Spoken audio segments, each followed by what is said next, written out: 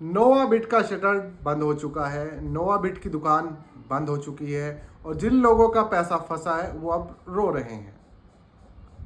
नोवाबिट भाग चुकी है और नोवाबिट भागेगी, ये मैंने 2 महीने पहले बता दिया था अपनी वीडियो के माध्यम से।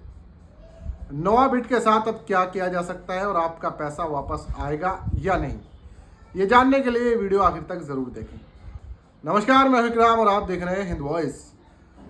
तो कल से मुझे हज़ारों फ़ोन आ चुके हैं और ये बात मैंने 2 महीने पहले बताई थी अपनी वीडियो के ज़रिए से कि भाई ये नोवाबिट जो है ये फ्रॉड कंपनी है, स्कैम करके आपके साथ भागेगी। तब आप में से ही बहुत सारे लोग जो आज विक्टिम हैं उन लोगों ने मुझे गालियाँ दी थी जी भरकर। खैर वो मैं उसका बुरा नहीं मानता, क्योंकि जब तक आप लोगों को सच पता चलता होता है देर हो चुकी होती है। तो फाइनली कल नोवाबिट का शटर बंद हो गया। इन लोगों ने जो वादा किया था कि 45 डेज के अंदर आपका पैसा वापस देंगे, मैंने तभी कहा था ये झूठ बोल रहे हैं, स्कैम कर रहे हैं, उसके नाम पर भी आपसे ठगी करेंगे। पहले इन्होंने होली के 3 दिन बाद जस्ट मांगा कि 10,000 रुपये डालिए, एक्टिव अकाउंट रहेगा।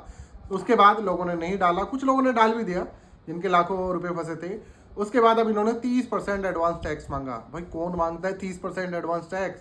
मतलब सीधे तौर पे समझ आता कि ये झूठ बोल रहे हैं, स्कैम कर रहे हैं। लेकिन कुछ लोगों ने, और खासकर हाउस वाइफ्स जो बेचारी घर में अपने बच्चों के लिए सेविंग करती हैं, उन्होंने पैसे दे भी दिए। ऐसे बहुत सारे लोगों के मुझे कॉल्स आई, मैसेज आए।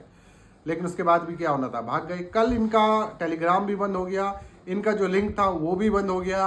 अब कुछ नहीं है, ये घोस्ट बन गए, गायब हो चुके हैं। हालांकि ये मार्केट में ज़रूर आएंगे किसी नए नाम से, क्योंकि हराम की जो खाने की आदत है ना वो जाती नहीं। तो ये हराम की खाने के लिए फिर से दोबारा मार्केट में ज़रूर आएंगे। और अब सब लोग अलग अलग जगह पर इनकी कंप्लेन कर रहे हैं। पुलिस अपना काम करती है जिस तरीके से, लेकिन जिस तरह का स्कैम है उसमें बहुत टाइम लग सकता है। तो मैंने कहा था कि अपनी लीगल टीम से, पहले भी हमने बोट ब्रो के बारे में जब एफआईआर दर्ज की थी, हमें धमकियाँ भी बहुत आई। लेकिन फिर एजेंट भी समझ गए कि पैसा वापस नहीं दिया तो हमारी लगेगी। बहुत जगह गिरफ्तारी हुई और काफ़ी एजेंट ने पैसा भी वापस लोगों का किया बोट ब्रो के टाइम पे। अब यहाँ पर सीधे तौर पर यह है कि नीचे एक फॉर्म है गूगल का जो आपको भरना है। अगर आप लोग चाहते हैं कानूनी लड़ाई लड़ी जाए, आप अपने स्तर से लड़ें, हमें कोई दिक्कत नहीं है। अपने ग्रुप्स बना के लड़ें, ज़्यादा अच्छा है। ज़्यादा लोग कोर्ट में जाएंगे तो जल्दी ही शायद काम होगा। लेकिन लोकल स्टेशन से लेकर डिस्ट्रिक्ट लेवल से, हाई कोर्ट से, उसके बाद सुप्रीम कोर्ट और ईडी सीबीआई तक ये सारी चीज़ें जाएंगी। तो इस पर एक बड़ा एक्शन होगा। हमारी लीगल टीम ने इसकी पूरी तैयारी की हुई है। अब सपोर्ट चाहिए आपका। कल मैंने जो फॉर्म भेजा था आप लोगों को गूगल का, उसमें तकरीबन अभी तक 150 के आसपास मुझे आ चुके हैं फॉर्म भर के। लेकिन ज़्यादातर उसमें यह है कि जो 50% लोग हैं वो कहते हैं कि हम कोर्ट की फीस नहीं देंगे। कोई इशू नहीं, कोर्ट कोई आपसे फीस मांग भी नहीं रहा।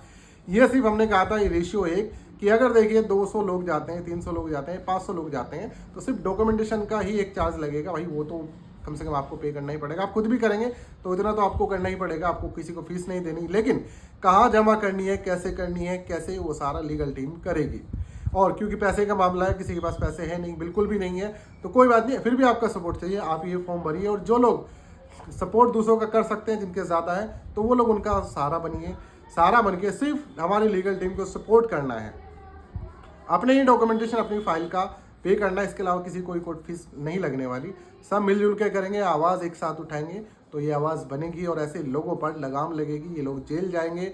मैं तो ये कहता हूँ कि अगर पैसा ना भी आए, कम से कम ये लोग जेल जाएं। लेकिन यह है कि जब कोर्ट तक मामला जाएगा तो रिकवरी भी ज़रूर की जाएगी। लोगों, इनके पास से पैसा जब्त होगा, इनके अकाउंट फ्रीज होंगे, जैसे और केसेस में हुआ। तो अभी आप लोगों को सिर्फ इतना करना है कि सपोर्ट करना है, क्योंकि ये लोग मार्केट में नए नाम से ज़रूर आ चुके होंगे।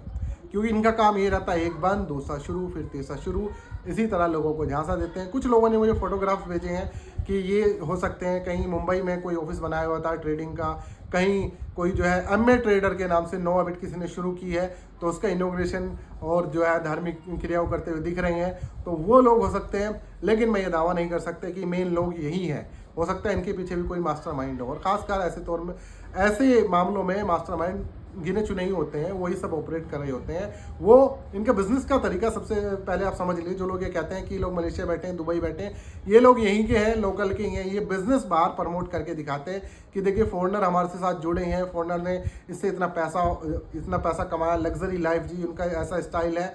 और फिर यहाँ के गरीब लोग जो बेचारे कम कमा रहे हैं, वो सेविंग्स के चक्कर में या ज़्यादा कमाने के चक्कर में इनको पैसा दे देते हैं। और अंजाम क्या होता है ये आपके सामने आ चुका है। तो फिलहाल इतना है कि नीचे व्हाट्सअप ग्रुप का भी मेरा एक लिंक है, गूगल फॉर्म का भी लिंक है।